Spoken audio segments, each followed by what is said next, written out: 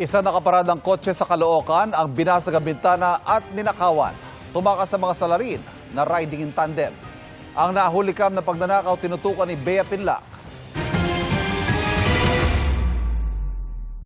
Nakaparada ang sasakyang ito sa harap ng isang commercial building sa Barangay 67, Caloocan City.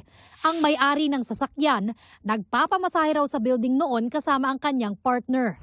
Maya-maya, lumapit sa sasakyan ng lalaking ito, naglabas siya ng ilaw at tila sinilip-silip ang loob ng sasakyan. Umikot pa siya sa paligid nito. Ilang sandali pa, bumalik ang lalaki at may kinalikot na sa bintana ng sasakyan.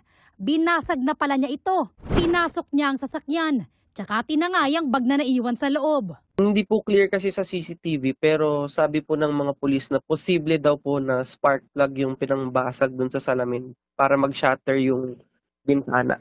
May dumaan pang customer ng isang convenience store sa building na napatingin sa ginagawa ng lalaki. Nadaanan niya yon.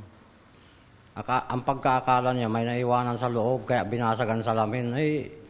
Sinabihan siya, binantaan siya na huwag ka magsusumbong, sasaksakin kita. Agad naman tumakbo pabalik ng building ang babae para magsumbong. In the middle of our massage, bigla na lang kaming tinawag ng mga tao ng establishment na may nambasag daw ng sasakyan namin. Pagka-check namin is basag na po yung bintana namin sa left side ng sasakyan. Ang lalaki naman, pinasok ulit ang sasakyan at dumampot pa ng isa pang bag.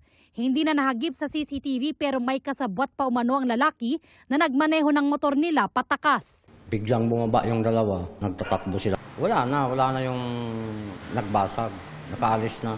Ayon sa biktima, 2 bag ang tinangay ng mga salarin. Ang halaga ng mga gamit na laman nito, hindi bababa sa 5,000 piso.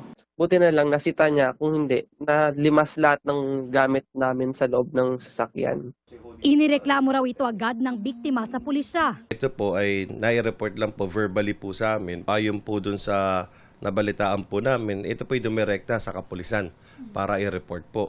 Patuloy na nakikipag-ugnayan sa mga otoridad ang biktima para sa investigasyon.